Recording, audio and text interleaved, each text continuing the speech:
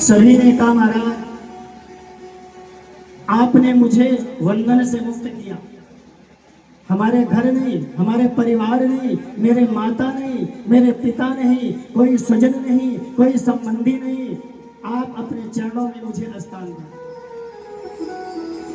तो भगवान ने इनके साथ वैदिक ढंग से विवाह किया। तो कितने विवाह हुए? 16,108। कितने हुए? तो ये 16,000 भगवान के क्यों विवाह हुए? परीक्षित जी ने प्रश्न कर दिया। जब भगवान राम के रूप में थे तो एक पत्नी व्रत का संकल्प लिया है, हम जीवन में एक ही विवाह करेंगे। अब ब्राह्मणों से पूछा कि महाराज मुझे ये बताओ, अगली बार में जब मैं कृष्ण बन करके आऊंगा तो बहुत मेरे विवाह हों, उसके लिए क्या करें? बोले महाराज जो तुम्हें वस्तु बहुत प्रिय है उसे दान करो। बोले हमें तो सीता से बहुत प्रेम है, तुम सीता जी की 16 प्रतिमाएं सोने की बनवाओ और ब्राह्मणों को दान करो। श्री राम जी ने ऐसा ही किया, 16 मूर्ति सोने की 16 ब्राह्मणों को दी। ब्राह्मणों ने क्या आशीर्वाद दिया? जो तुमने मुझे दिया है 1000 गुना होकर के तुम्हें मिले। इसलिए 16,108 विवाह भगवान कृष्ण के होते हैं। अगर आई है लाइन तो बंद करवा दो, काहे को डीजे ठोक रहे। तो मैं आपसे निवेदन कर रहा था, भगवान जी के 16,108 विवाह हुए। किसी रानी में कोई वैमनस्यता नहीं थी। भगवान ने 16,108 महल रानियों के अलग अलग बनवाए। अब भगवान जी का पुत्र हुए, पौत्र हुए, प्रपौत्र हुए, कितना परिवार बढ़ा? 56 करोड़। अरे भगवान का परिवार कितना बढ़ा? 56 करोड़।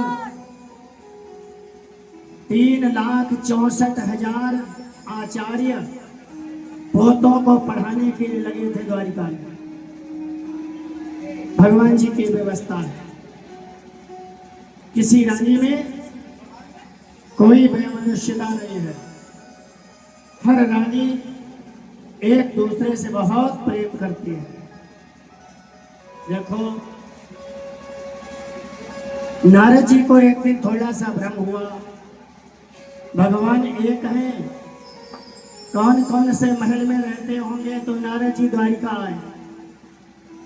पहले महल में घुसे तो भगवान जी भोजन कर रहे थे, दूसरे महल में घुसे तो स्नान कर रहे थे, तीसरे महल में घुसे तो चौपड़ खेल रहे थे, चौथे महल में घुसे तो झूला झूल रहे थे। जिस जिस महल में नारद जी गए भगवान को कुछ न कुछ करते पाया। एको ब्रह्म बहु श्याम, एक ब्रह्म होने पर और बहुत से श्याम का रूप धारण करता है। देखो जीवन का चरण पता नहीं कब किस रूप में बदल जाए, नहीं जाना जा सकता। क्षण भंगुर जीवन की कलिका, कल प्रात को जाने खिली ना खिली। मन आंचल की शुचि शीतल मंद, सुगंध समीर चली ना चली। कल काल कुठार लिए फिरता, तन नम्र है चोट झिली ना झिली। कहले हरि नाम हरि रसना, फिर अंत समय में हिली ना हिली। देखो लोग इंतजार करते हैं कि अंत के समय में जब बूढ़े हो जाएंगे तब भजन करेंगे। भैया अंत का आप इंतजार कर रहे हो बूढ़ेपन का। अरे क्या जरूरी है कि बूढ़ापन आई जाए? हो सकता है चाय का प्याला सामने, एक घूंट चाय पी घुट से और प्राण चले गए, गिर गया, कब गिर गया घुट, कहाँ बुढ़ापा आया। और बुढ़ापा अगर आ भी गया, आंखों से दिखाई नहीं पड़ेगा, कानों से सुनाई नहीं पड़ेगा, दांत सारे टूट जाएंगे, चलने में असमर्थ हो जाओगे, इंद्रियां सारी शिथिल हो जाएंगी, हाथ में डंडा आ जाएगा, गाल सारे पचक जाएंगे, आंखें सारी धस जाएंगी, नाड़ियां डगमगाएंगी, आप डंडे के सहारे चलेंगे और कहोगे राम राम, निकलेगा फाम फाम। तो कौन सा समय है जिस पर आप भजन करेंगे? इसलिए जो समय है उस समय में सांस सांस में राम भज, अरे वृथा सांस मत खो, ना जाने इस सांस को आवन हो। 72 बार नाड़ी चलती है आपकी, 72 बार श्वासें निकलती, 72 बार दिल धड़कता। अरे लोग कहते हैं अंत के समय में भजन करूंगा, पता नहीं कब कौन से समय पर तुम्हारे जीवन की सांसें रुक जाएं, तो कब तुम्हारा भजन होगा और कब तुम्हारा वृद्धापन आएगा। इसलिए जिस देश में जिस भेष में परदेश में रहो, परदेश में रहो, जिस देश में परदेश में रहो, परदेश में रहो। राधा रमण राधा रमण राधा रमण कहो, राधा रमण कहो, राधा रमण राधा रमण कहो, राधा रमण कहो।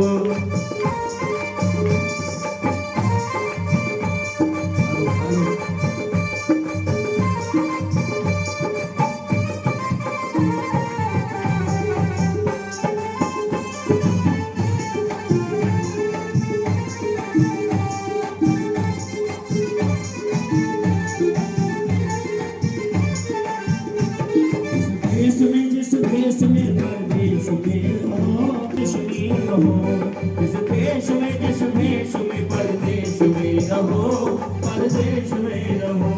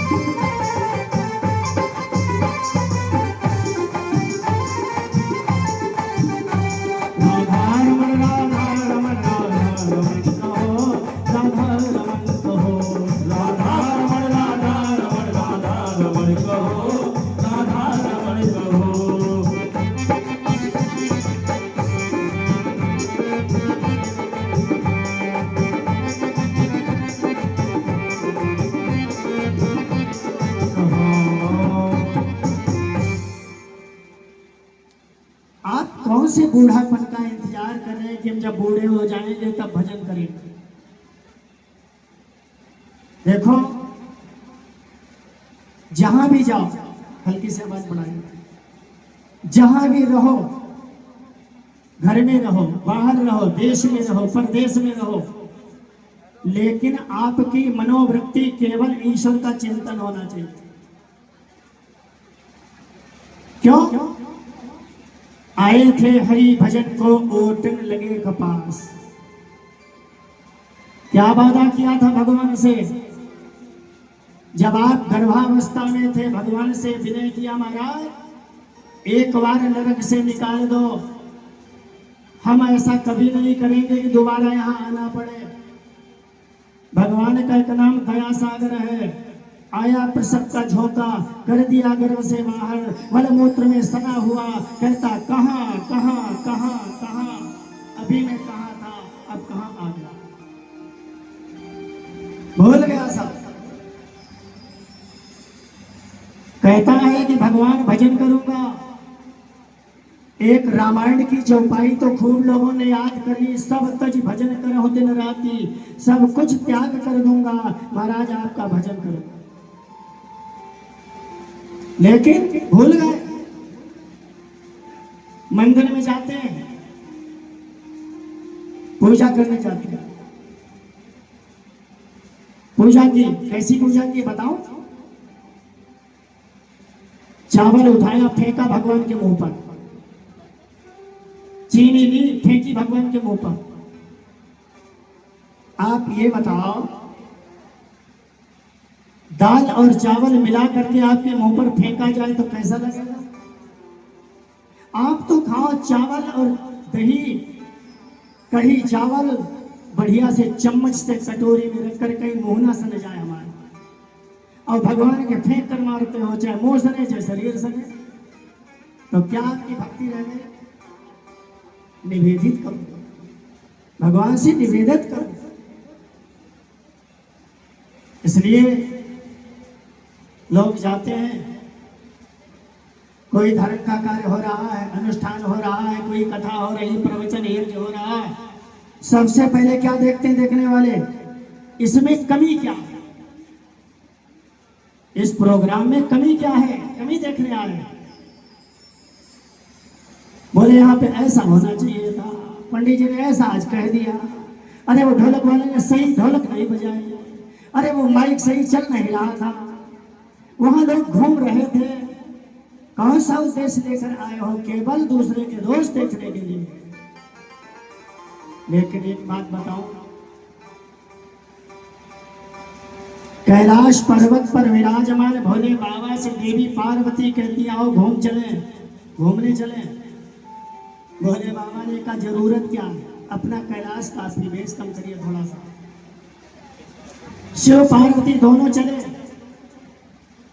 रास्ते में हम आप जैसे लोग मिले। पार्वती और शिवजी दोनों नंदीश्वर पर बैठकर आ रहे थे। हम आप जैसे लोग मिले, देखो भैया देखो, अरे ये कैसे लोग हैं, बेचारा नंदी दबा जा रहा है और दोनों बैठे उसके ऊपर। भोले बाबा ने देवी से कहा सुना, बोले ठीक कह रहे हैं। तो भोले बाबा ने कहा तुम बैठी रहो, मैं पैदल चलूंगा।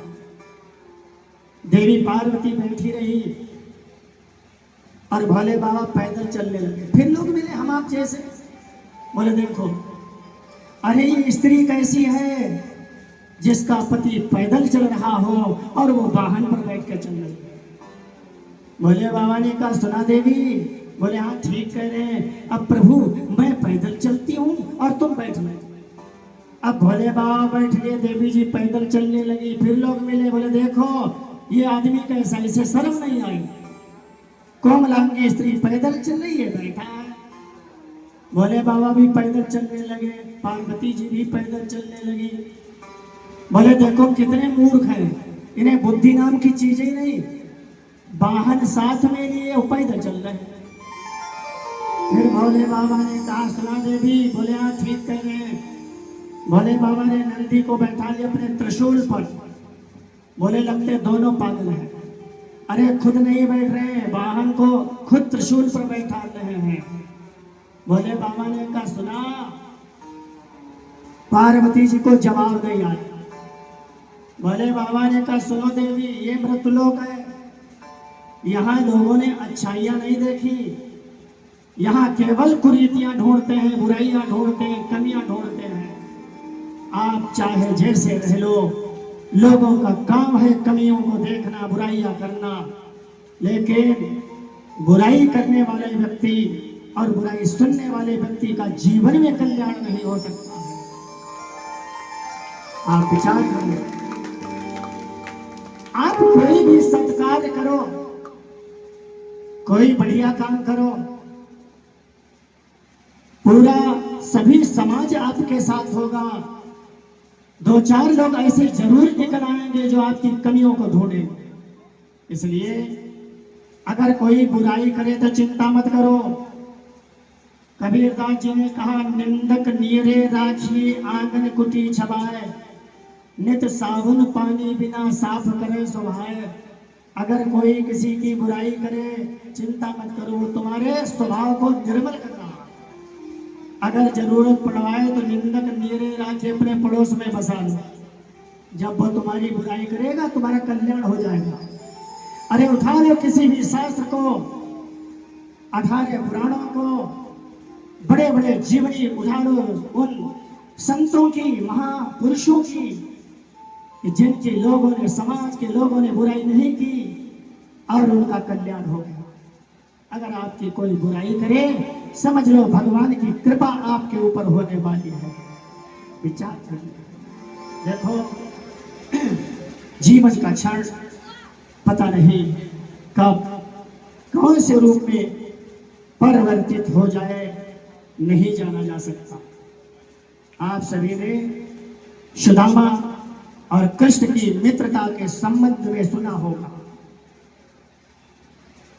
सुदामा जी उज्जैन में संदीपन जी के यहाँ विद्या अध्ययन कर रहे हैं। भगवान कृष्ण और बलराम भी गए और बलराम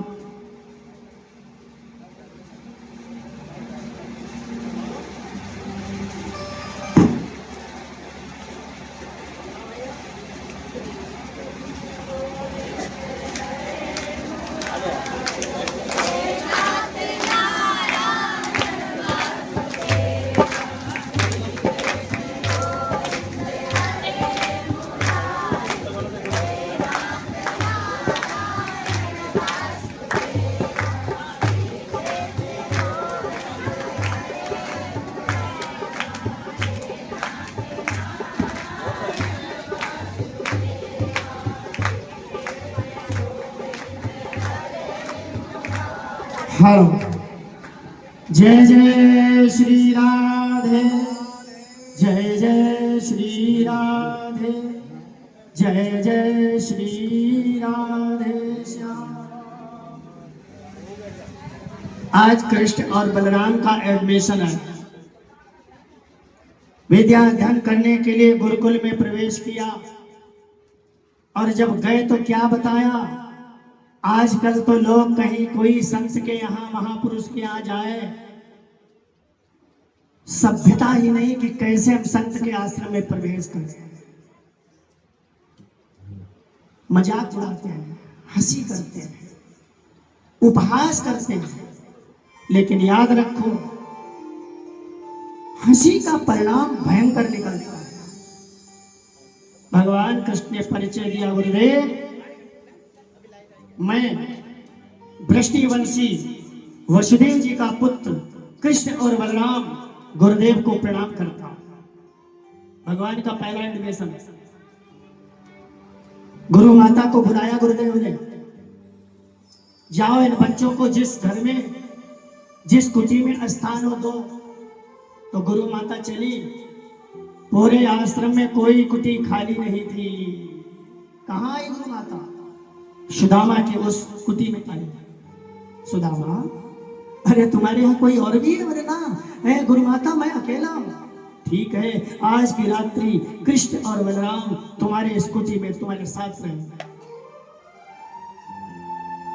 सुदामा के पास कोई आसन नहीं है, कोई चटाई नहीं है।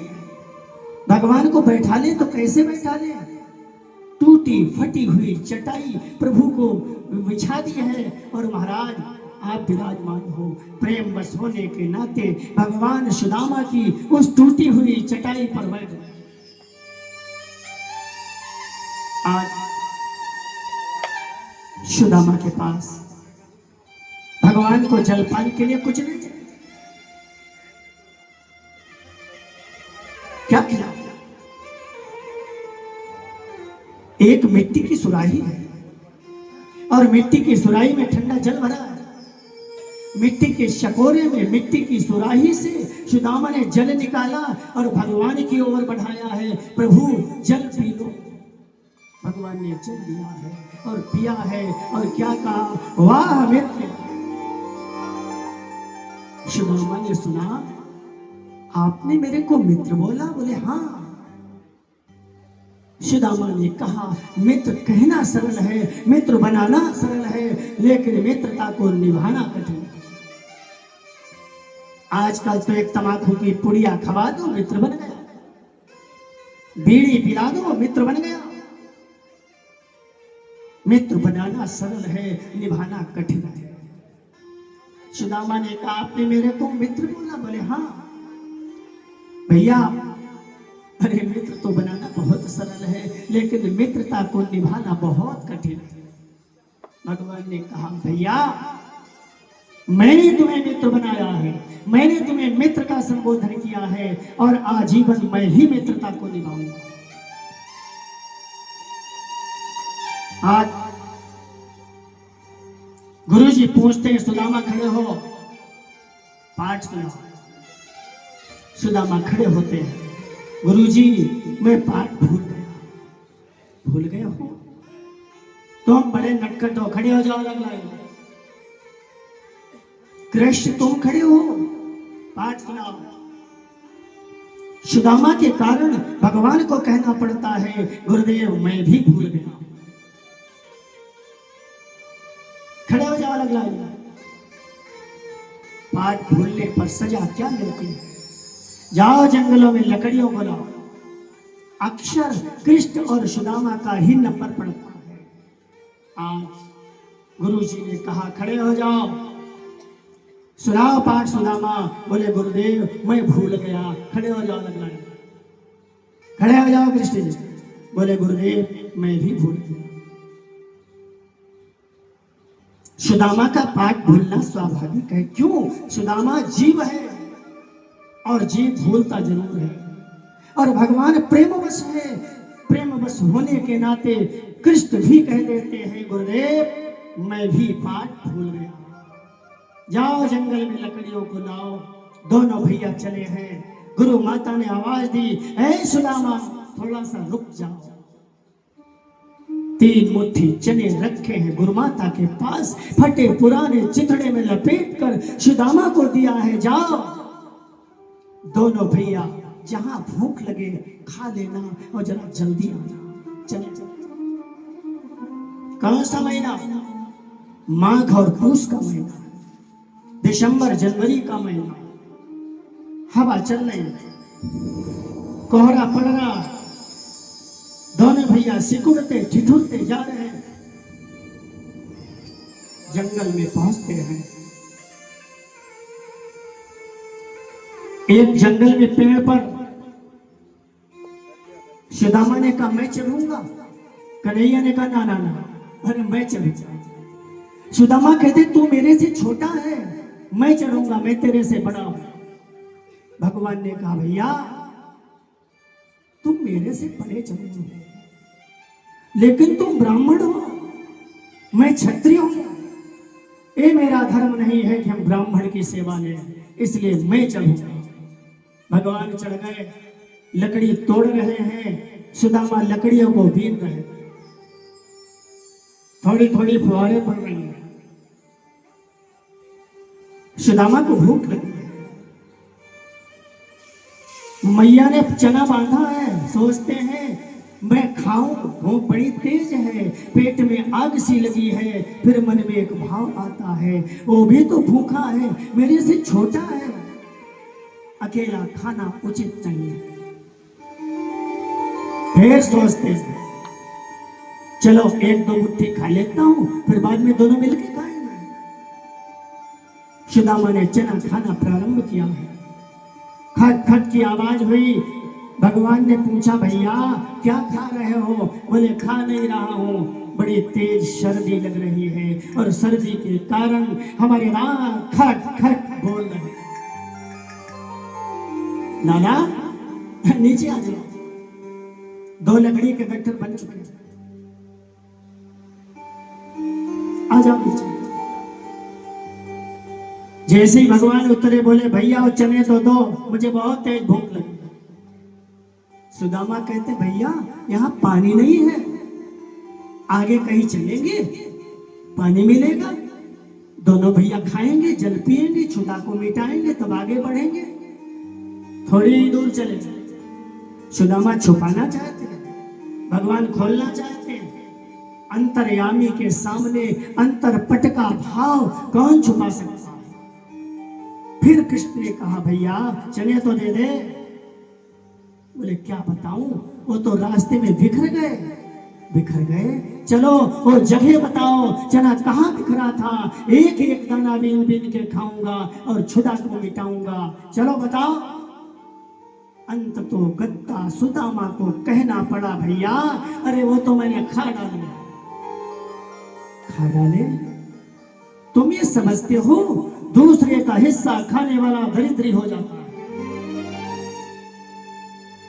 भगवान ने जब ऐसा कहा, सुदामा गिर गए चरणों में, नाथ भोजन ना मिले, जल ना मिले, वस्त्र ना मिले, धन की अभिलाषा नहीं, लेकिन अपने चरणों से मुझे दूर मत करना।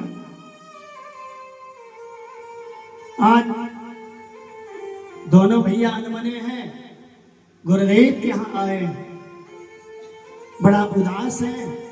गुरुजी ने पूछा क्या बात हो गई? बोले गुरुदेव आज मेरे मुंह से सुदामा के लिए श्राप निकल गया है। गुरुदेव समझ गए प्रभु कौन सी लीला रचने वाले हैं।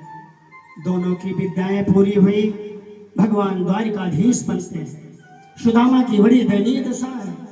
अरे सुदामा ने क्यों खाए चोरी से चना? सुदामा ने चोरी नहीं की है। एक बार एक वृद्धा माता उज्जैन में रहती थी, संदीपन जी के आश्रम के पड़ोस में। बहुत गरीब थी, भिक्षा मांग कर जीवन का यापन करती है। एक दिन पूरे दिन कुछ नहीं मिला, शाम हो गई। शाम होते होते 3 मुट्ठी चने उसको मिले हैं भिक्षा में। विचार किया, अरे आज का दिन चला गया, रात पानी पी करके गुजार दूंगी, सवेरे इस चनों को खाकर अपनी क्षुधा को मिटाऊंगी। पोटली में बांध कर रख दिया है। रात्रि में चोरों ने धन समझकर उस पोटली को उठाया, पीछे से लोगों को दौड़ते हुए देखा, संदीपन जी के आश्रम पर वो चने रख दिए। बूढ़ी माता सवेरे उठी, चना नहीं पाया। बोले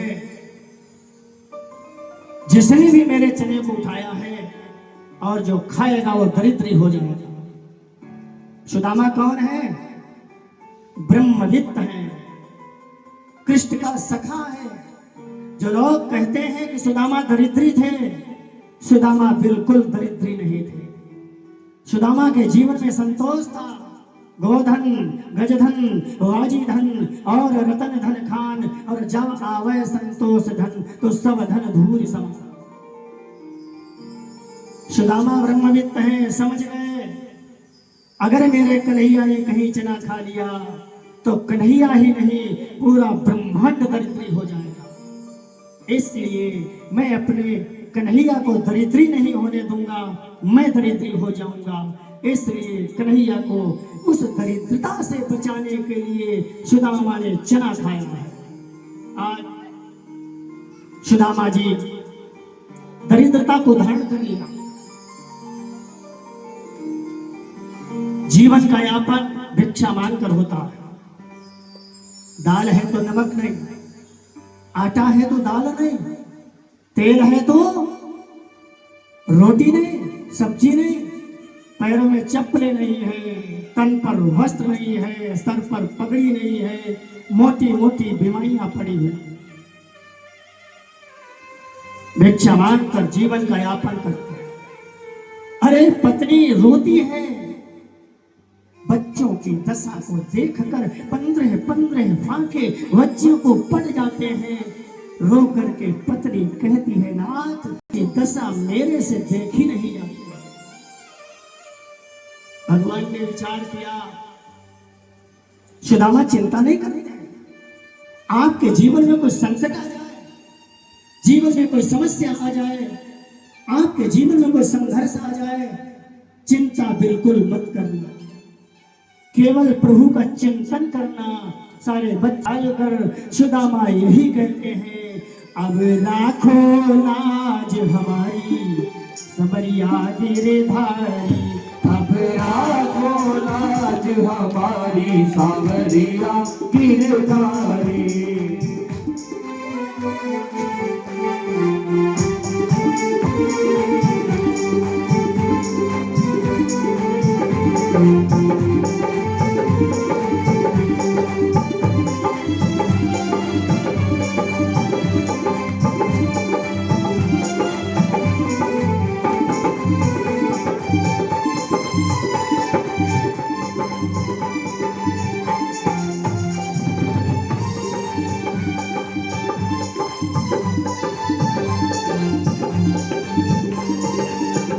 प्यारे जाएगी लाज तुम्हारी समरिया गिरधारी।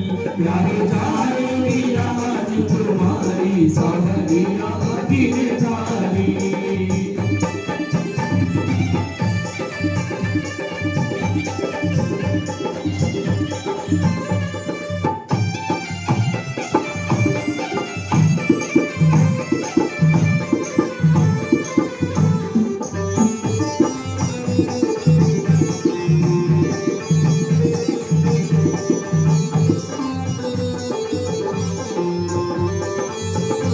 जय श्री राधे, जय जय श्री राधे, जय श्री राधे श्याम। बहुत दिन हो गए, भगवान ने विचार किया, जब से हम सुदामा के यहाँ आए, दरवाजा खटखटाया, पत्नी निकल कर बाहर आई। महाराज क्या चाहते हो? बोले आप सुदामा की पत्नी है? बोले हाँ। आपका नाम सुशीला है? बोले हाँ महाराज। आप चाहते क्या? बोले मैं भिक्षा लेने के लिए आया। भिक्षा?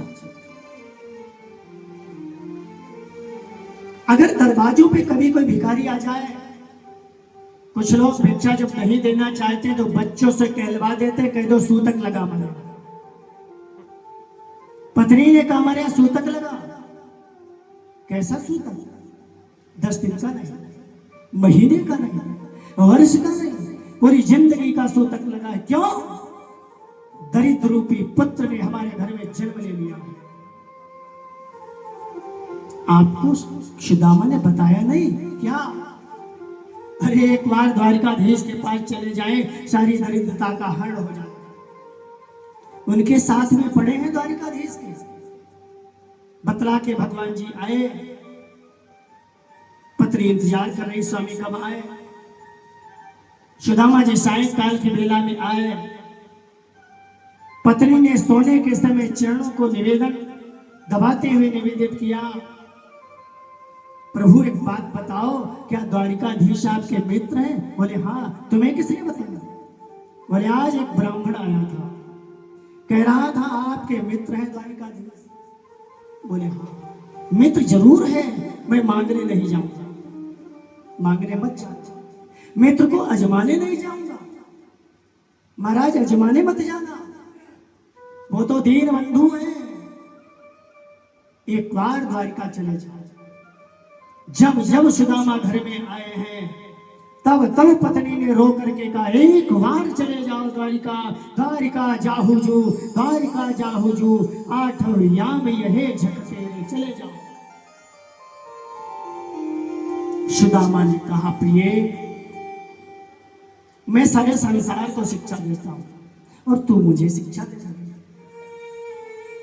शिक्षक हो सगरे जग को तिय, ताको कहाँ अब देती है शिक्षा। जे तप के परलोक सिधारत, संपत्ति की तिनकी नहीं इच्छा। मेरे ही हरि के पद पंकज, 12,000 लो देखो परीक्षा। और को धन चाहिए बावरी, ब्राह्मण को धन केवल शिक्षा। ब्राह्मण का धन लोग कहते हैं कि भिक्षा, भिक्षा नहीं शिक्षा है। शिक्षा विहीन बेकार है। तुम मुझे शिक्षा दे दो। आवाज सही करो। जब जब सुदामा जी घर आते हैं, बार बार पत्नी कहती है। एक दिन आंसू निकाल कर पत्नी ने निवेदन किया, स्वामी चले जाओ। सुदामा ने कहा, बचपन का मित्र है मेरा, आज वो द्वारिकाधीश है, पता नहीं पहचानेगा या नहीं पहचानेगा। दूसरी बात एक और है, 3 जगह ऐसी है जहां खाली हाथ नहीं जाना चाहिए, भले फूल लेकर के जाओ। पहला स्थान है भगवान का, भगवान के दरबार में जाओ, खाली हाथ मत जाओ। दूसरा स्थान है गुरुदेव का, गुरु जी के आश्रम में जाओ, खाली हाथ मत जाओ। तीसरा स्थान है बच्चों वाले घर का, मेहमान आया घर में, बच्चे खड़े हो गए पड़ोस में, अब कुछ चीज निकालेगा और मुझे देगा। अरे वो क्या बताएं, वो यहाँ डूबरी के भट्टे पर उतरे और वहां जरा जल्दी में रिक्शा मिल गया, मैं आ गया, कुछ ले नहीं पाया। बच्चे सोचते लाना तो दूर रहा, हमारा नमकीन बिस्कुट ऊपर से खा रहा। इसलिए बच्चे वाले घर में कभी खाली हाथ मत जाओ। मेरे पास देने के लिए कुछ नहीं। पत्नी पड़ोसिन के निकल गई और निवेदन किया, मुझे आज कुछ दे दो, अपने घर का कुछ काम करवा लेना, मैं आपसे इंतजार नहीं करूंगा। क्या दिया था पड़ोसिन ने? किनकी? धान कूटे जाते उसकी टूटी हुई किनकी 4 मुट्ठी। सुदामा की पत्नी को कहाया, पत्नी लेकर के आई, फटे पुराने चिथड़े में लपेटे हुए वो तंदुल सुदामा को कहाया। सुदामा जी बगल में पोटली दबाई और गणेश जी का वंदन किया। पत्नी से कहा, जा तो रहा हूं, अगर उससे पहचाना ना लौट पड़ूंगा मैं तुरंत। चले हैं, गणेश देवता जी का वंदन किया और कहते क्या, अब राखो लाज हमारी सवरिया गिरधारी, अब राखो लाज हमारी सावरिया गिरधारी।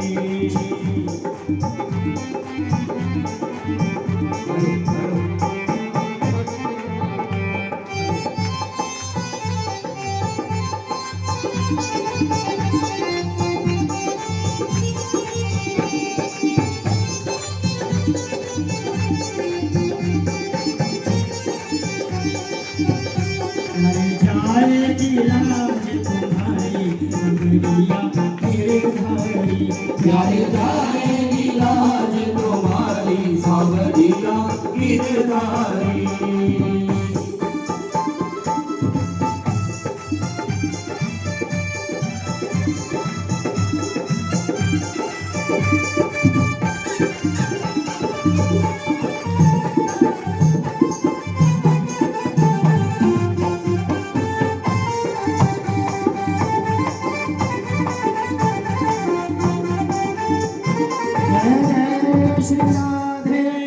जय जय श्री राम, जय जय श्री राम। चले हैं, देवी देवताओं को मनाते हुए सुदामा जी चले जा रहे हैं। रास्ते में एक नदी पड़ती है, कोई मल्लाह नहीं, कोई नाव नहीं। सुदामा जी बैठ गए, हे श्याम सुंदर, हे मुरली मनोहर, हे माधव, हे मुकुंद, एक बार, केवल एक बार मुझे दर्शन दे दे और फिर हमारा प्राण निकल जाए, मुझे कोई गम नहीं। क्या करें? माटी के पुतले काहे को बिसारा हरि नाम, माटी के पुतले काहे को बिसारा हरि नाम।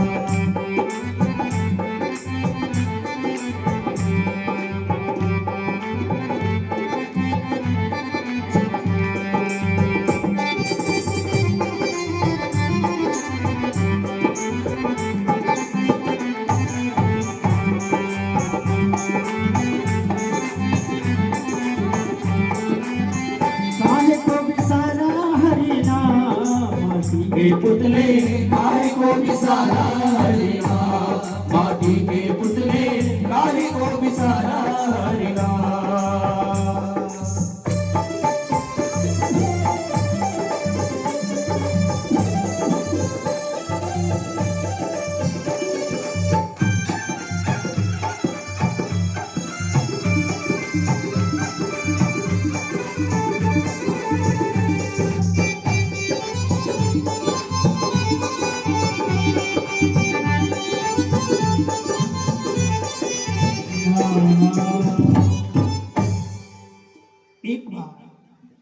एक बार महाराज मरते मरते मुझे अपना दर्शन दे दो और फिर हमारे प्राण निकल जाए, कोई गम नहीं। सुदामा जी सोचते सोचते सो गए।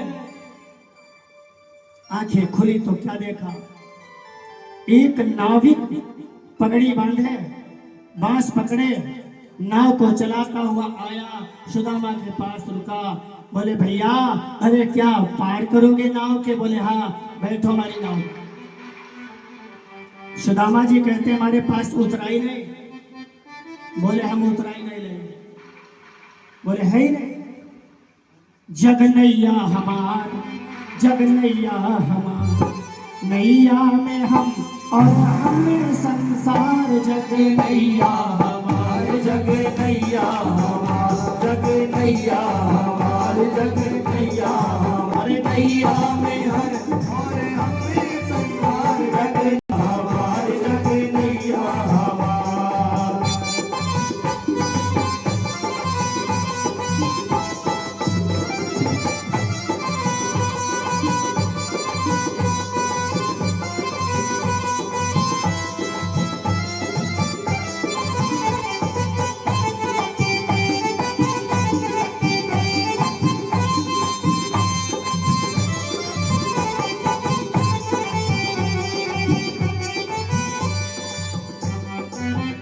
नाव नदिया और हम ही किनार, हम ही नाव नदिया और हम ही किनार, हम ही नाव नदिया और हम ही किनार, हम ही नाव नदिया और हम ही किनार, हम ही बटोही और हम ही के बनिहार, हम ही बटोही और हम ही के बनिहार। करे बिन पैसा पार, करे बिन पैसा, करे बिन पैसा पार, करे बिन पैसा नैया में हम और हम में संसार। जग नैया हमार, जग नैया हमार, जग नैया हमार, जग नैया हमार।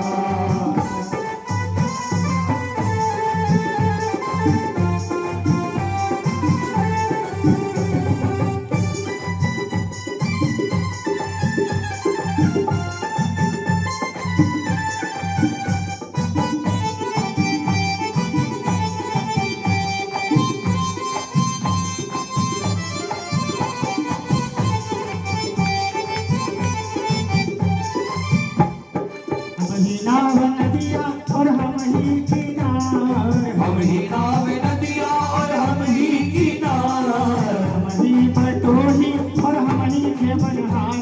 करे बिन पैसा पार, करे बिन पैसा, करे बिन पैसा पार, करे बिन पैसा। बैठो भैया हमारी नाव में। सुदामा जी बैठे, भगवान ने नाव चलाई, किनारे पे आके रोक दी। सुदामा जी जब उतरे और भगवान से बोले धन्यवाद।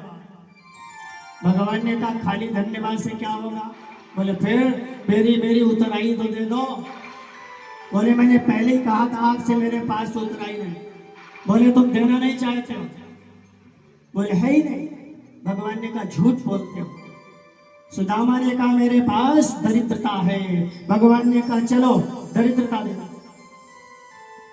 कहाँ मिली थी दरिद्रता? जंगल में। और हरण कहाँ हो रहा है? जंगल में। अभी सुदामा द्वारिकाधीश के यहाँ पहुंचे नहीं, रास्ते में दरिद्रता खत्म। भगवान जी कहते हैं मेरे पथ पर चल करके तो देखो, अपने जैसा न बना दूं तो नाम बदल देना। मेरे लिए कटु वचन सुन करके तो देखो, अगर तुम्हें कीमती ना बना, 1 रुपया खर्च करके मेरे लिए दे तेरे कुबेर जैसे भंडार न भर दूं तो मेरा नाम बदल देना। सुदामा जी चले हैं। आज भगवान ने गरुड़ जी से कहा, जाओ मेरे मित्र को अपनी पीठ पर बैठाल कर लाओ। गरुड़ जी आए, सुदामा जी से कहा, बैठो मेरी पीठ पर। बोले क्यों? बोले हमारे प्रभु का आदेश है। सुदामा जी ने कहा, मैंने हाथी देखे, पालकी देखी, विमान देखे, ऊंट देखे, घोड़े देखे, और चिड़ियों की सवारी मैंने जिंदगी में नहीं देखी। अरे ऊपर ले चलोगे और हिलोगे और कहीं मैं नीचे गिर गया तो हमारी हड्डी पसली बराबर हो जाएगी, हम किसको पुकारें? जाओ भैया, मैं नहीं जाऊंगा तुम्हारे साथ। गरुड़ जी को भेज दिया। भगवान जी ने आज देवी रुक्मिणी से कहा, मेरा मित्र मुझे मिलने के लिए आ रहा है, सोने के कलशों में जल भर दिया जाए। सुदामा जी चले हैं। चलने से मोटी मोटी बिवाइयां पड़ी हुई, छाले पड़ गए, पग में छाले पड़ गए हैं, पग में छाले पड़ गए हैं। मेरे राह चलते चलते, मेरे राह चलते चलते पग में छाले पड़ गए हैं, पग में छाले पड़ गए हैं। मेरे राह चलते चलते, मेरे राह चलते चलते पग में छाले।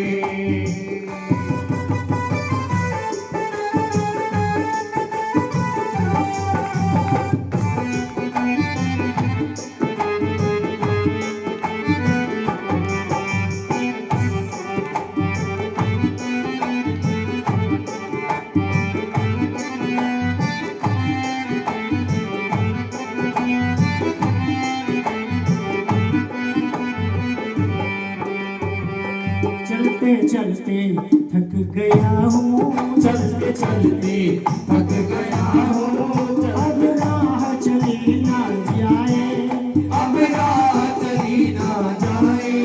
पैरों में लग गए हैं, पैरों में लग गए हैं।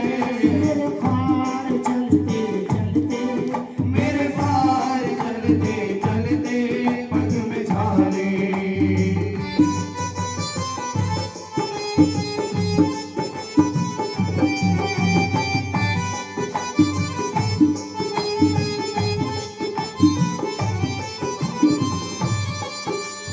माना ना कामिनी ने हट करके मुझको भेजा, हट करके मुझको भेजा। माना ना कामिनी ने हट करके मुझको भेजा, हट करके मुझको भेजा। रुक कर आ गया हूँ, रुक रुक कर आ गया हूँ। तेरे द्वार चलते चलते तेरे द्वार चलते चलते पग में छाले पड़ गए हैं, पग में छाले।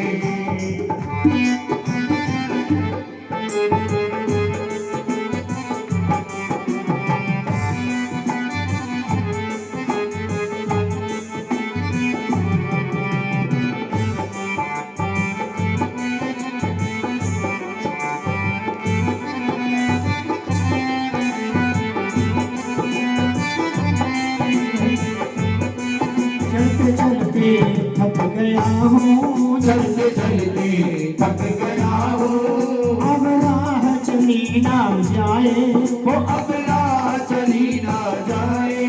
पैरों में लग गए हैं, पैरों में लग गए हैं। मेरा पार चलते चलते, मेरे पार चलते चलते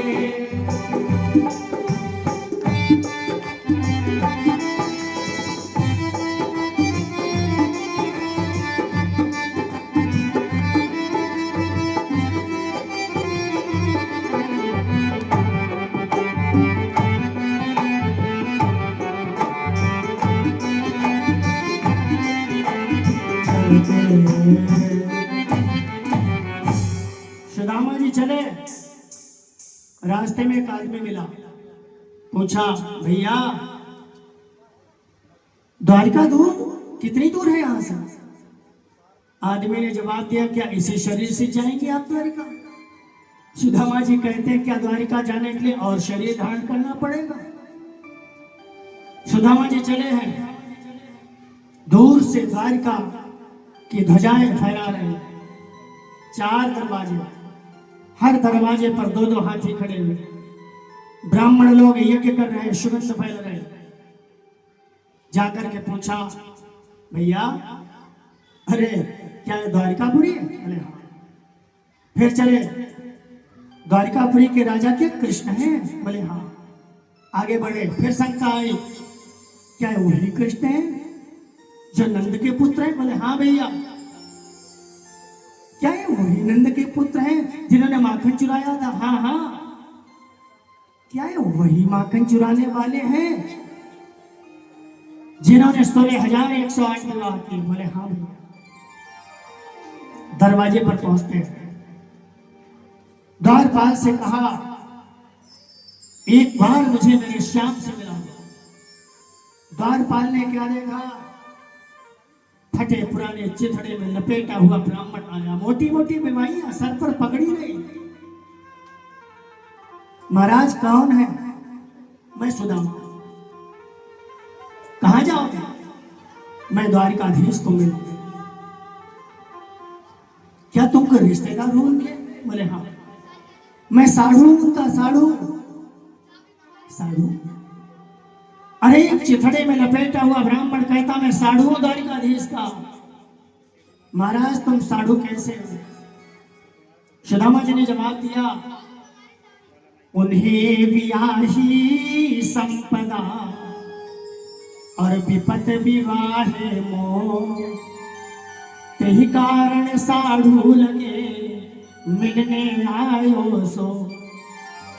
संपत्ति और विपत्ति सगी सगी बहन, उन्हें संपत्ति ब्याही गई, हमें विपत्ति ब्याही गई, मैं सगा साधु।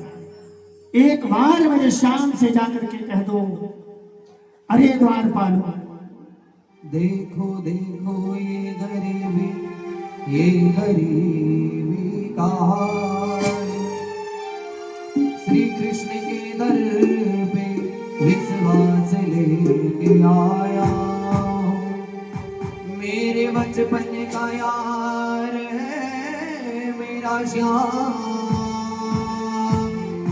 यही सोच कर मैं आस करके आया हूं।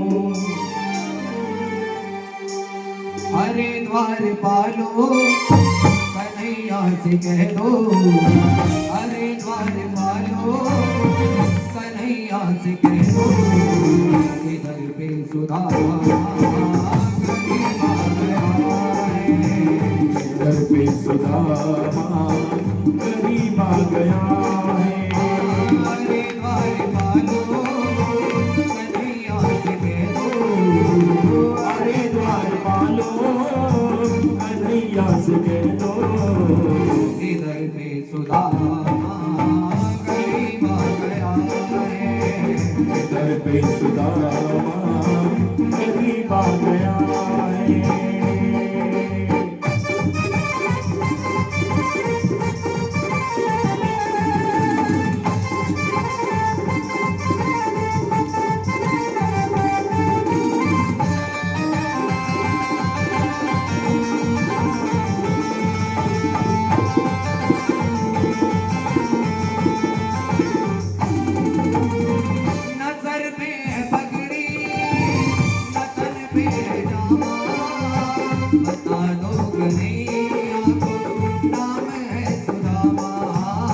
बता दो कन्हैया को नाम है सुदामा, नजर पे है पगड़ी नमन पे है जामा, बता दो कन्हैया को नाम है सुदामा। नजर पे है पगड़ी नमन पे है जामा, बता दो कन्हैया को नाम है सुदामा, बता दो कन्हैया को नाम है सुदामा। एक बार मोहन से सीधा करके कह दो तुम एक बार मोहन सीधा करके कह दो कि मैंने सखावत नसीबा गया है कि मेरी सखावत नसीबा गया है।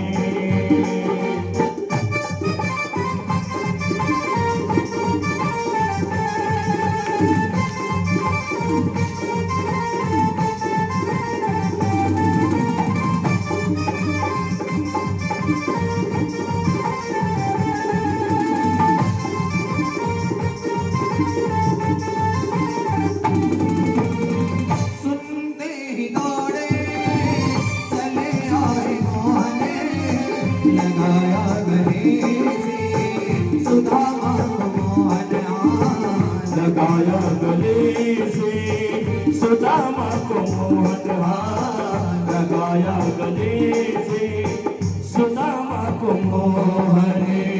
और सुनते ही दौड़े चले आए मोहन लगाया गले से सुदामा को मोहन सुनते ही दौड़े चले आए मोहन लगाया गले से सुदामा को मोहन हाथ लगाया गले से सुदामा को मोहन। हुआ रुक्मणी को बहुत ही अचंभा हुआ रुक्मणी को बहुत ही अचंभा ये मेहमान ये मेहमान कैसा अजीब आ गया है।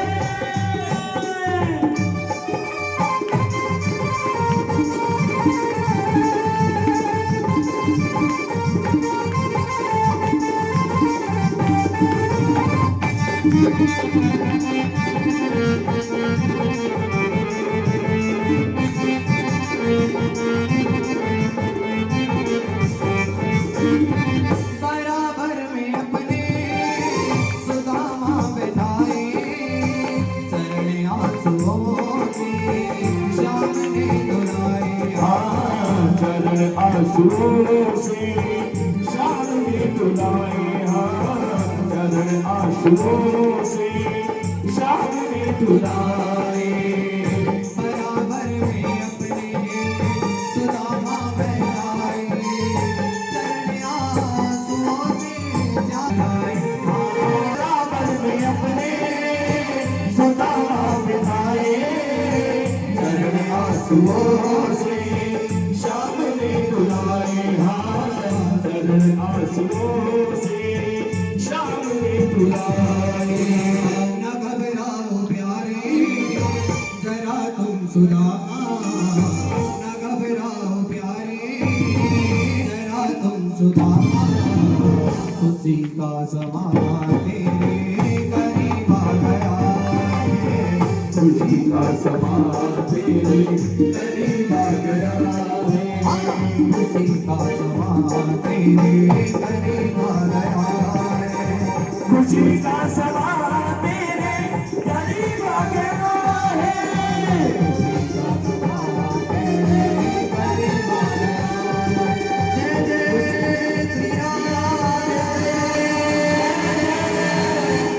श्री श्री राधे श्याम। सुदामा जी द्वारपाल से कहते मेरे कन्हैया का दर्शन करा।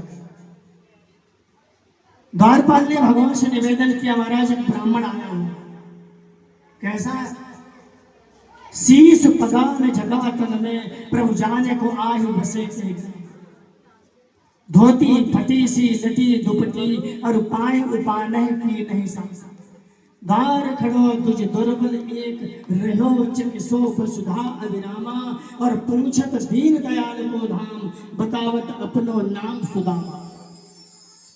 भगवान ने सुदामा सुना सुदामा शब्द सुने दौड़े 16,108 रानियां खड़ी हुई। सारे द्वारपाल आश्चर्यचकित हैं। अरे कौन सा ऐसा सौभाग्यशाली मेहमान आ गया जिनके लिए भगवान दौड़ रहे हैं।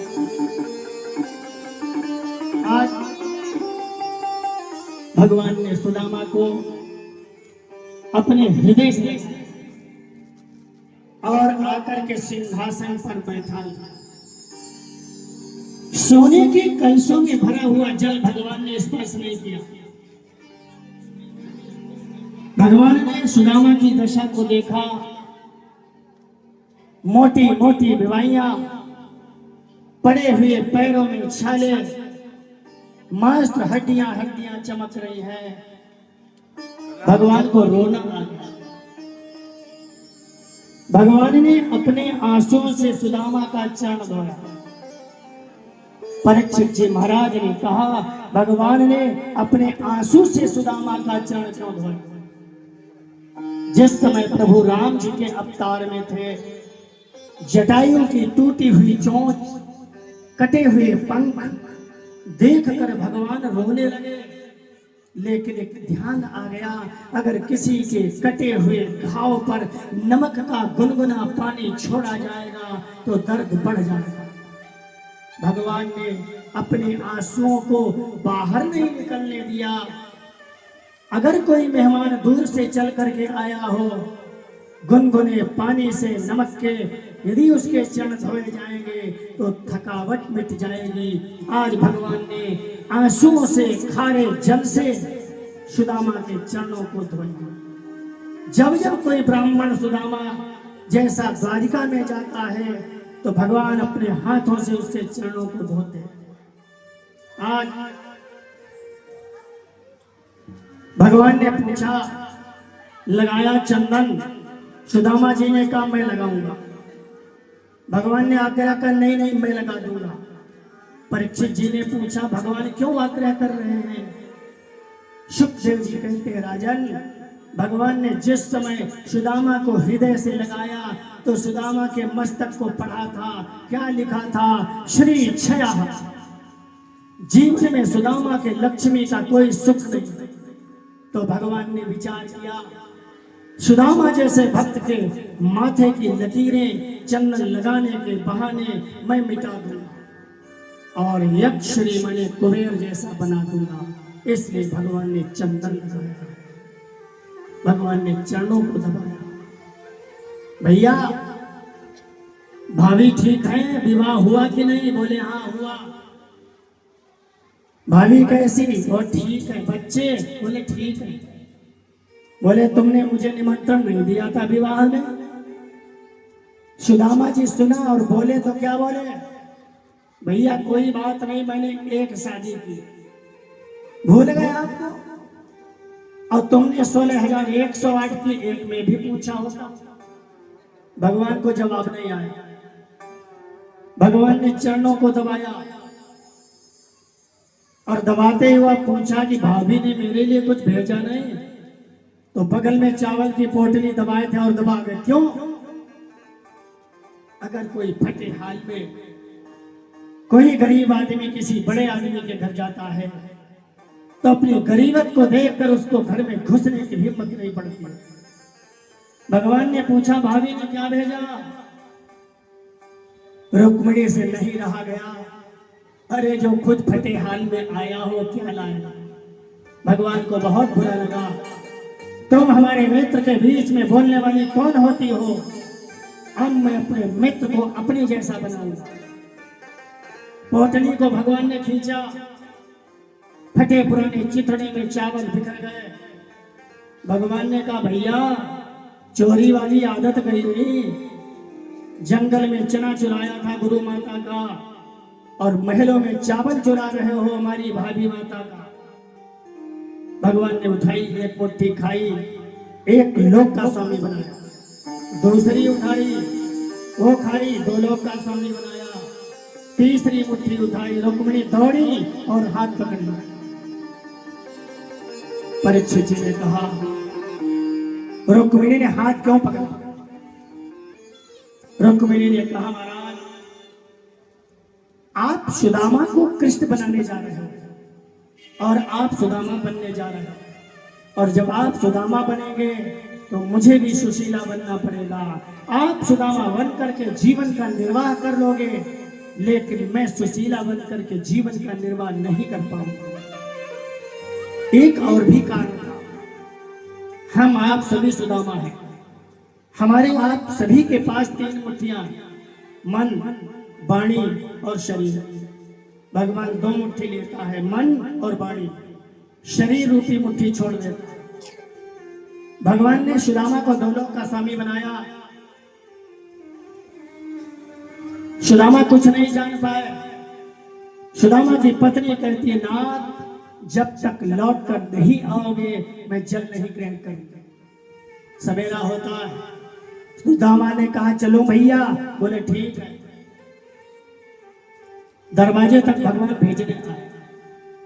सुदामा सोचे इसने दिया कुछ नहीं, भगवान ने दो लोग दे दिए, सुदामा जाना नहीं।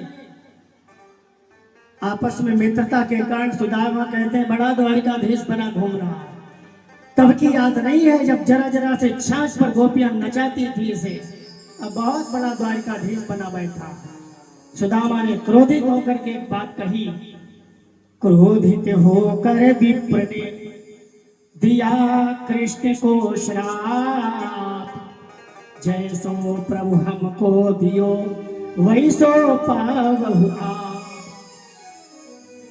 भगवान मुस्कुराए, इसने तो मेरा वापस कर दिया।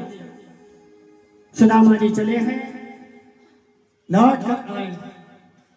सुदामा जी को भगवान ने जैसी द्वारिकापुरी थी ऐसी ही पुरी का निर्माण किया है, जिसको आप लोग पोरबंदर के नाम से जानते हैं। पोरबंदर के ही सुदामा जी रहने वाले थे।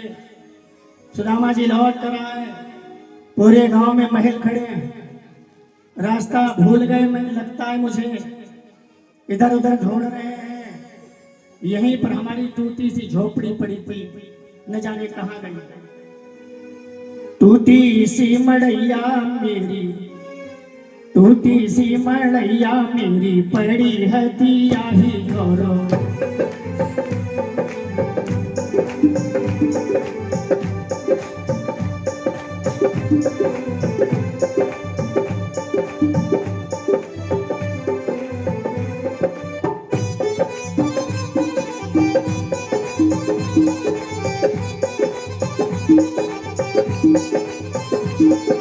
टूटी सी मड़ैया मेरी पड़ी है दिया ही गौरव। तामे परी दुख काटे कहाँ है मधामरी।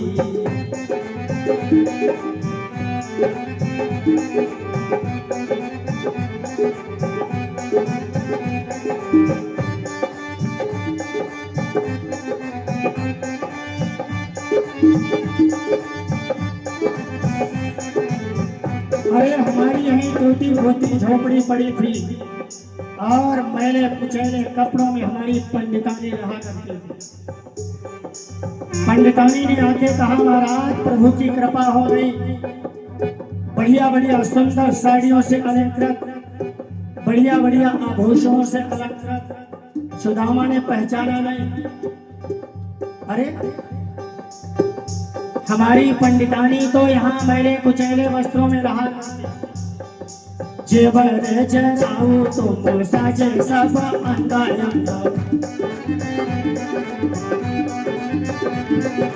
सखी सोहे संघो छूची है छावरी।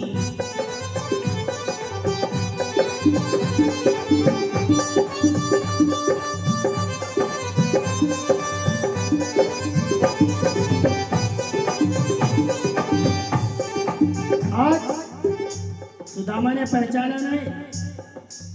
कहते लगता यह है उसकी मुख की आकृति आप जैसी।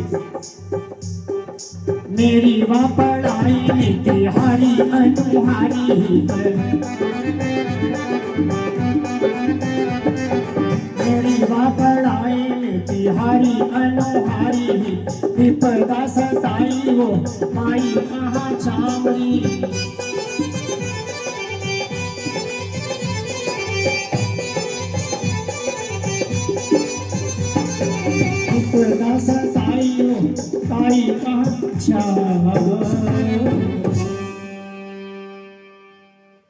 मैंने कुचैले वस्त्रों में रहती थी, टूटा हुआ कठौता फूटी हुई तवा लाई है। प्रभु की कृपा हो गई है प्रभुनाथ। सुदामा जी घर गए, कहाँ कोदो सवा की रोटी नहीं मिलती थी, आज अंगूर सुदामा को अच्छे नहीं लगे। आज कठोर भूमि पर सुंदर नींद आती थी, आज मखमली गद्दों पर नींद नहीं आई। कहाँ पैरों में चप्पलें नहीं थी, हाथी सामने महावत लिए खड़े, महाराज कहाँ चले। भगवान कब किस पर क्या कृपा कर दे नहीं जाना जा सकता। इसलिए सुदामा के जीवन में संतोष है। सुदामा ने जीवन में मांगा नहीं और भगवान ने खुद दिया। भगवान ने पूछा, सब ठीक? बोले हाँ ठीक। ये नहीं कहा मैं दुखी हूं। आज लोगों पे जरा सा संकट आ जाए परेशान हो जाते, क्या करूं कैसे कैसे। अरे भगवान पर तो विश्वास है। यही सुदामा जी कहते थे, अब राखो लाज हमारी समरिया गिरधारी। अब लाज हमारी समरिया गिरधारी।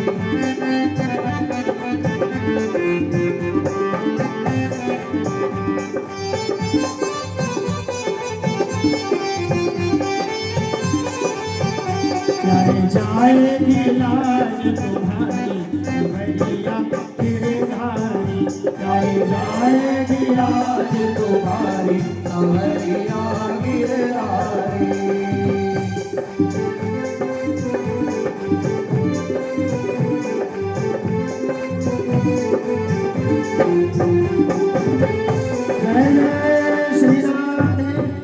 जय जय श्री राम, जय जय श्री राम। आज सुदामा को विश्वास है, विश्वासम फलम दायकम। जब आपके जीवन में विश्वास होगा तो भगवान आपकी इच्छा पूर्ति करेगा, और जो विश्वास नहीं तो कुछ नहीं होने वाला। आज भगवान ने विचार किया, भगवान के पास देवता लोग आए और कहा, महाराज आप जितने दिन के लिए यहां आए थे आप चलो, आपका काम पूरा हो। भगवान ने विचार किया, अभी मेरा एक परिवार बाकी है यदुवंश, और हमारे परिवार में एक से एक नालायक संतानें पैदा हो। देखो जिसके घर में एक पुत्र पैदा हो जाए भगवान का भक्त, वही माता है। 100 पुत्र हो, नालायक हो, विधर्मी हो, बेकार है। एक पुत्र हो, धर्मी हो, गुणी हो और भगवान का भक्त हो। आजकल लोग क्या कहते हैं, हमने बीएड किया, हमने पीएचडी की, बैठने की अकल नहीं आई, उठने की अकल नहीं आई। किसी सभा में जाएं तो कैसे जाएं, किसी से बात करें तो कैसे करें। साहित्य संगीत कला विहीन, साक्षात् पशु पोष विषाणहीन। तृणं खादन्नपि जीवमानस् तद्भागधेयं परमं पशूनाम्। ईशां विद्या न तपो न दानं, ज्ञानं न शीलं न गुणो न धर्मः। ते मृत्युलोके भूरिभारभूता, मनुष्यरूपेण मृगश्चरन्ति। कोई साहित्य नहीं, कोई कला नहीं, कोई विद्या नहीं, बैठने उठने की कोई अकल नहीं, पशुवत है जीवन। धिक्कार ऐसे लोगों को। भगवान ने विचार किया, मेरे परिवार में एक से एक दुष्ट पैदा हो गए और मैं चला जाऊंगा तो और दुष्टता दिखाएंगे, इसलिए अपने जाने से पहले इन्हें भेजूंगा। भगवान ने एक लीला रची। 11 महात्मा, 11 ऋषि द्वारका में पिंडारक क्षेत्र में समुद्र के किनारे तपस्या पूजा कर रहे हैं। द्वारका के यदुवंशी लड़के उदंड एक जामवती के पुत्र शांब के पेट पर कड़ाह बंधवा कर गए कहा? ऋषियों के पास। आजकल लोग खूब साधु महात्माओं की परीक्षा लेते हैं। बोले बाबा बताओ इस बहू के पेट में क्या है, लड़का या लड़की? 11 ऋषियों में 10 तो शांत बैठे रहे, उनमें दुर्वासा भी थे। खड़े हो गए, रुक जाओ, आओ मैं बताता हूं तुम्हारे क्या होगा। तुम मेरी परीक्षा लेने आए हो, हमारी हंसी करने आए हो, बगैर सोचे, बगैर समझे, बगैर जाने किसी की हंसी मत करना। जा, आज के 7वें दिवस तेरे इसमें मूषल पैदा होगा, तुम्हारे पूरे परिवार की मृत्यु का कारण बनेगा। बेचारे बच्चे आए, मूषल पैदा हुआ, वसुदेव जी ने उस मूषल को घिसा दिया, टुकड़ा समुद्र में फेंकवा दिया, टुकड़े को मछली निकल गई। अब वसुदेव जी ने भगवान से कहा हम लोगों को श्राप लग गया।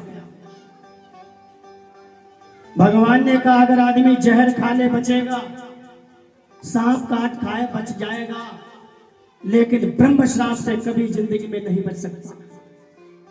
अब हम लोगों को चल के प्रायश्चित करना। आए हैं प्रभास क्षेत्र, प्रभास क्षेत्र में खूब दान पुण्य किया और एक मैरेक नाम की मदिरा का पान किया। आपस में ही लड़े, सारा यदुवंश समाप्त हो गया। दाऊ भैया सांप बनकर के समुद्र के रास्ते अपने धाम हो गए। भगवान कृष्ण पीपल के वृक्ष के नीचे विश्राम ले रहे थे। बाई जंघा पर दाहिना चरण है। जो लोहा था समुद्र को फेंका गया, मछलियों ने निगला, मछुआरों ने मछली पकड़ी, मछली को काटा, लोहा निकला। जरा नाम के वहलिया ने बाण बनाया और दूर से हिरण समझकर भगवान के चरण में मारा। जो लोग द्वारिका गए, भल्लक तीर्थ है, भल्लक तीर्थ, उस भल्लक तीर्थ भील के नाम से भील ने बाण मारा। भील आया, डर रहा है। भगवान ने कहा तू चिंता मत कर, पूर्व जन्म में राम था मैं, तू बाली था, मैंने भी छिप करके मारा था, हमारा तुम्हारा बदला आज पूरा हो गया। उद्धव जी भगवान से कहते महाराज मैं भी चलूंगा आपके साथ। भगवान ने कहा जब तुम मेरे साथ आए नहीं तो चलने का सवाल क्या है। उद्धव जी कहते महाराज कृपा कर दो। भगवान ने कहा तुम्हें मनुष्य का शरीर दे दिया है, कोई कम कृपा। जाओ, भागवत धर्म का उपदेश किया है भगवान ने। उद्धव जी बद्रीनाथ में तपस्या के लिए चले गए। भगवान के चरण चिन्ह देखते देखते दारुक सारथी आया। दारुक सारथी को भगवान ने कहा जाओ द्वारिका में और द्वारिका वासियों से कहना द्वारिका छोड़ दे, आज के 7वें दिवस समुद्र में डूब जाएगा। अर्जुन से कहना उन देवियों की रक्षा करें। भगवान के जाने के समय बड़े बड़े देवता आकाश में देख रहे थे। भगवान जी अपने विमान पर बैठकर अपने अस्त्र शस्त्रों के सहित अपने गोलोक धाम को पदार्पण करते हैं। बोलो गोविंद भगवान की जय। आज भगवान जी की उम्र कितनी थी? 125 साल। 11 वर्ष गोकुल में रहे, 14 वर्ष मथुरा में रहे, 100 वर्ष द्वारिका में रहे। एक भी भगवान का बाल सफेद नहीं था, चेहरे में कोई झुर्रियां नहीं थी। अपने अस्त्र शस्त्रों के सहित प्रभु ने पदार्पण किया। आज 7वें दिवस द्वारिका डूब गई। अर्जुन लेकर के गोपिकाओं को चले, भीलों ने लूट लिया। तो एक जब आप सोमनाथ जाएंगे, सोमनाथ में द्वारकापुरी में एक गोपी तालाब है। रुक्मिणी मंदिर से पहले। तो गोपी तालाब में उस गोपिकाओं ने सभी ने उसमें अपने प्राण खो दिए, इसलिए उसका नाम गोपी तालाब पड़ता। भगवान के जाने के बाद यश चला गया, कीर्ति चली गई, शक्ति चला गया, धर्म चला गया, कलयुग का आगमन हो गया। कलयुग में तुलसीदास जी ने लिखा, जो कोई झूठ मस्करी जाना, कलयुग सोई गुणवंत बखाना। जाके नख सिख जटा विशाला, कलयुग सोई तापसी कराला। आज बड़े बड़े नाखून रखने वाला, बड़ी बड़ी जटाएं रखने वाला बड़ा योग्य माना जाता। जो जितना झूठ बोल सके, जितना पाखंड कर सके, उतना योग्य माने जाएगा। और कहते हैं महाराज परीक्षित जी 7 दिन से कथा सुन रहे हैं। शुकदेव जी ने 7 दिन कथा सुनाई और कहा, बताओ राजन, तुम्हें कोई मृत्यु का भय है कि नहीं? बोले, गुरुदेव, जब मैंने भागवत का पहला स्कंद सुना तो भगवान जी के दाहिने चरण का मुझे दर्शन हुआ। दूसरा स्कंद सुना तो भगवान जी के बाएं चरण का दर्शन हुआ। तीसरा और चौथा स्कंद श्रवण करने पर भगवान के घोटों का दर्शन हुआ। पांचवा और छठा स्कंद श्रवण करने पर भगवान की कटी माने कमर का दर्शन हुआ। सातवां और आठवां तो भगवान के उदर का दर्शन हुआ। आठवां और नौवां मुझे जब श्रवण किया तो मुझे भगवान का वक्ष स्थल दिखलाई पड़ा। 10वां और 11वां स्कंद श्रवण करने पर भगवान की मूर्ति दिखाई पड़ रही। और गुरुदेव, जब मैंने 12वां स्कंद श्रवण किया है तो साक्षात भगवान खड़े हैं मेरे समक्ष और कहते हैं, परीक्षित तू मेरे अंक में आ। एक तक्षक नहीं, 1000 तक्षक भी आ जाए, तेरा कुछ नहीं बिगाड़ सकता। महाराज परीक्षित जी बड़ी व्यवस्था की है। तक्षक चला, ब्राह्मणों का रूप बनाया और राजा के पास गए, फल और फूल प्रदर्शित किया। परीक्षित जी ने फूल उठाया, नाक में सूंघने के लिए किया। फूल में बैठे तक्षक ने राजा की नाक में काट लिया। राजा परीक्षित तो पहले से ही समाधिस्थ हो चुके थे, केवल शरीर बैठा हुआ था, शरीर जल करके भस्म। महाराज परीक्षित की परम गति होगी। आज शुकदेव जी उत्तर दिशा की ओर कीर्तन करते हुए चले गए। कलयुग का आगमन हुआ। कलयुग में लोग, क्या ब्राह्मण, क्या क्षत्रिय, क्या वैश्य, क्या शूद्र, सब अपने अपने धर्म को छोड़ दे। 4 पंक्तियां में कलयुग के ऊपर आपको सुना रहा। देखो, कलयुग किसे कहते हैं? छोटी छोटी बात पर बड़े बड़े विवाद। लोग अदालतों का सहारा लेंगे। अदालत किसे कहते हैं? आ माने आइए, दा माने दे जाइए, ला माने लड़ते लड़ते और ता माने तबाह हो जाइए, उसी को अदालत कहते हैं। तो आइए 4 पंक्तियां सुनाता हूं। धन कलयुग महाराज आपने लीला अजब दिखाई है।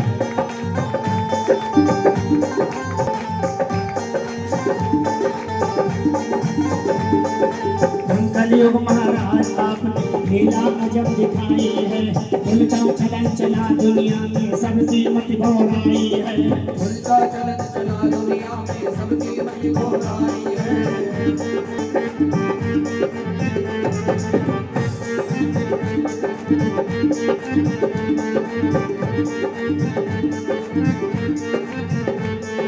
धन कलयुग महाराज आपने लीला अजब दिखाई है।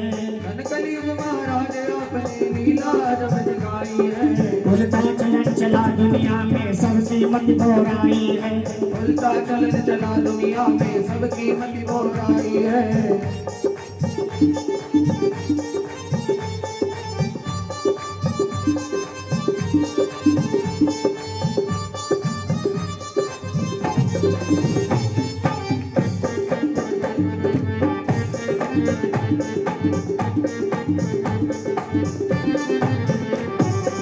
लुप्त हुए सच्चे वकील, लुप्त हुए सच्चे वकील, झूठों ने सनक उठाई है।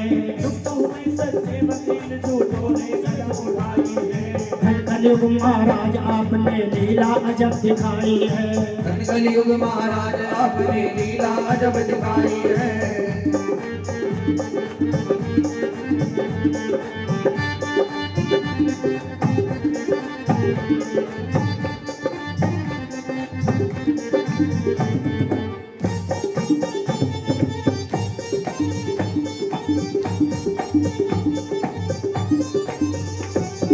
विद्या बिन हो गए विप्र गायत्री तलक भुलाई है।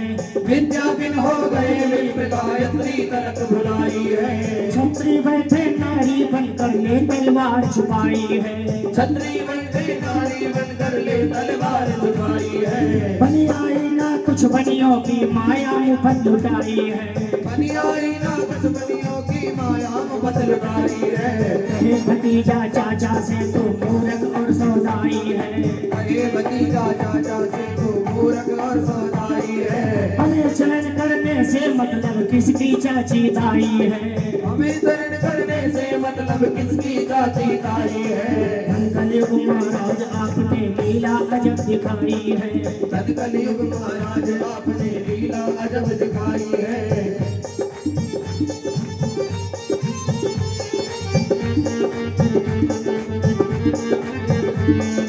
जय जय श्री राम, जय जय श्री राम, जय जय श्री राम।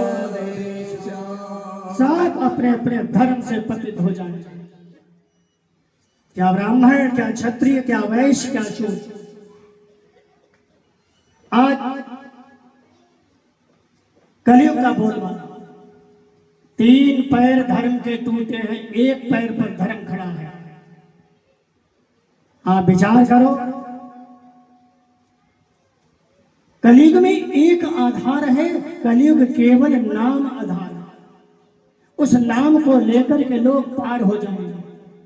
जास नाम सुमिरत एक बारा, उतरहि नर भव सिंधु अपारा। केशव कीर्तनाथ, भगवान के कीर्तन करके लोग भव सागर से पार हो जाए। देखो, भागवत कहते किसे? 4 अक्षर, भा से भक्ति, गा से ज्ञान, वा से वैराग्य और ता से तरना। भागवत जी में 335 अध्याय, 12 स्कंद, 18,000 श्लोक, 1 श्लोक, आधा श्लोक, चौथाई श्लोक, एक भी शब्द अगर इन कानों में पड़ गया तो भी कल्याण होगा। आज 7 दिन से इस चल रहे ज्ञान यज्ञ में आप सभी ने बड़ा सहयोग किया। आप लोग ऐसी गर्मी और दोपहर में दूर दूर से आए। कहते हैं भगवान बड़ा, भगवान नहीं बड़ा, भक्त बड़ा। क्यों? अगर भक्त ही नहीं होगा तो भगवान को मानेगा कौन? इसलिए भगवान और भक्त की नहीं बोलते, भक्त और भगवान। और वैसे भी आप लोग ही बड़े, भक्ता नहीं बने।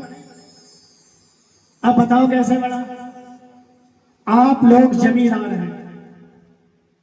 कैसे जमींदार?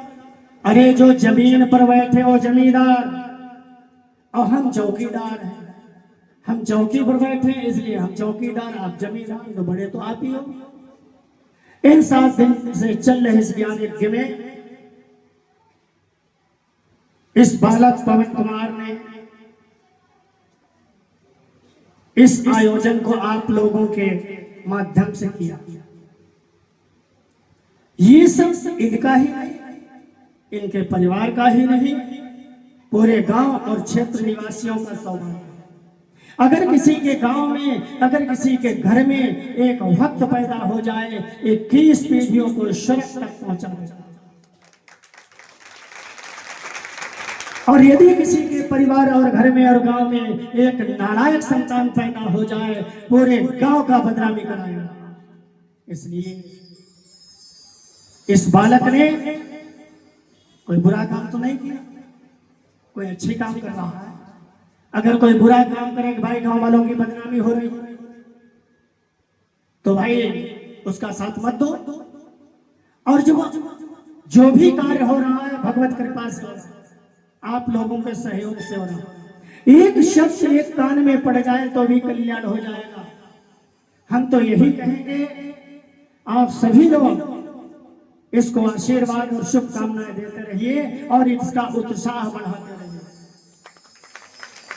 और इन 7 दिन में चल रहे ज्ञान यज्ञ में देखो 7 ही दिन है। कौन कौन सा दिन है? इतवार।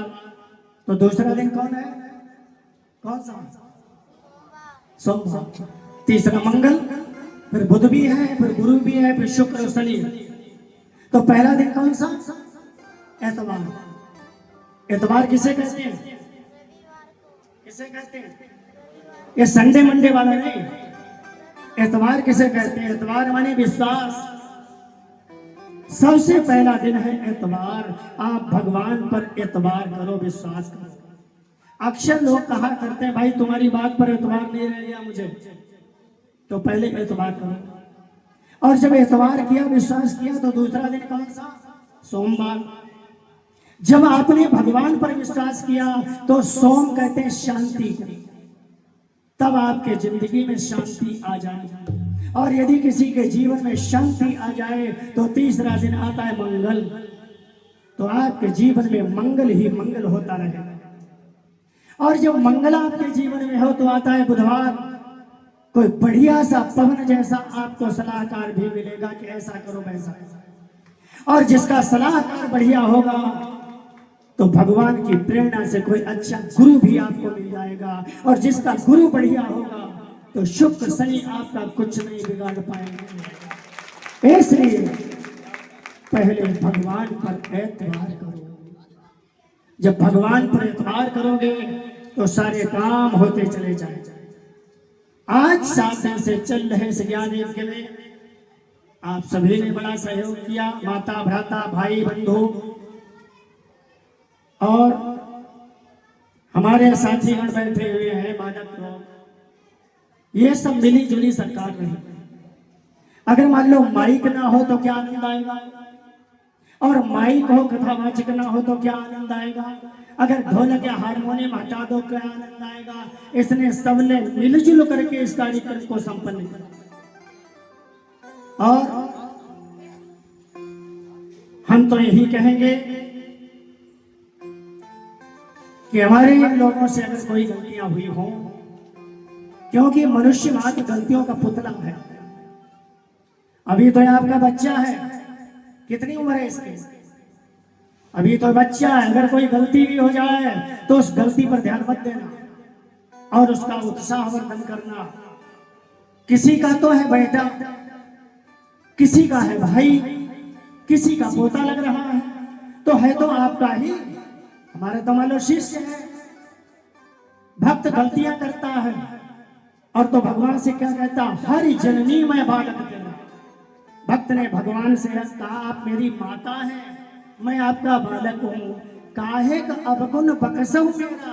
अरे मेरे अंदर जो अवगुण है उन पर ध्यान न दो महाराज, मेरा कल्याण कर दो। तो हमारे पवन के गुणों पर, अवगुणों पर ध्यान ना दो और बस इसे ऐसा बनाओ। हम तो कहते हैं कि आसमान को छुए और पूरी डुहरी का नहीं, पूरे जिले का नाम हो जाए। और अगर हमारे इन साथियों से कोई गलती बनी हो, त्रुटि बनी हो, हम तो आज 2 दिन से आए हैं, आप सभी मेरे से परिचित हैं, तो मैं इनकी सभी की ओर से आप लोगों से क्षमा प्रार्थी हूं। और आप इनके ही लिए नहीं, हमारे लिए भी शुभकामनाएं करना कि हम भी अपने जीवन पथ पर इसी प्रकार से चलते रहें। बोलो गोविंद भगवान की। एक संकल्प लेकर के यहाँ से जाइए। लोग तीर्थों में जाते हैं, कोई फल छोड़ के आते हैं, फल मत छोड़ो। अगर आपके जीवन में कोई अवगुण है तो यहाँ छोड़ करके जाओ। माताएं, बहनें, भाई, बंधु, काम करते रहो और नाम रखते रहो। वो गोपिकाएं कहीं ढूंढने नहीं गई, अपने घर में ही भगवान का दर्शन किया है। इसलिए देखो, एक भजन होगा, उसके बाद में ये भागवत जी है, हमारे जो भी यजमान बने हैं वो सबसे पहले भागवत जी का पूजन करेंगे। और आपके भागवत व्यास पवन कुमार हैं, इनको यहाँ पे कुर्सी डाल के बैठा लें, भागवत जी का पूजा करें और इनको भी तिलक करें, और जिसको जो भी करना है अपना करिए। अब हम निवेदन करेंगे अंकुश जी से, वो अपना भजन प्रस्तुत करें और यजमान जी आए और अपना काम प्रारंभ करें। बोलिए वृंदावन बिहारी लाल की जय।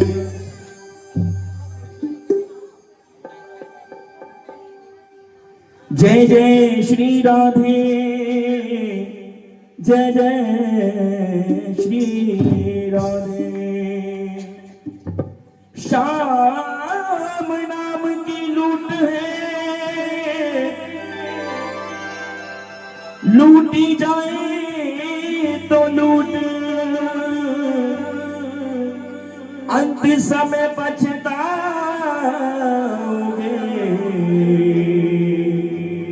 जब प्राण जाएंगे छूट। सभी मिलकर के गाएं और कहीं दुनिया बदल दी मेरी, दुनिया बदल दी मेरी,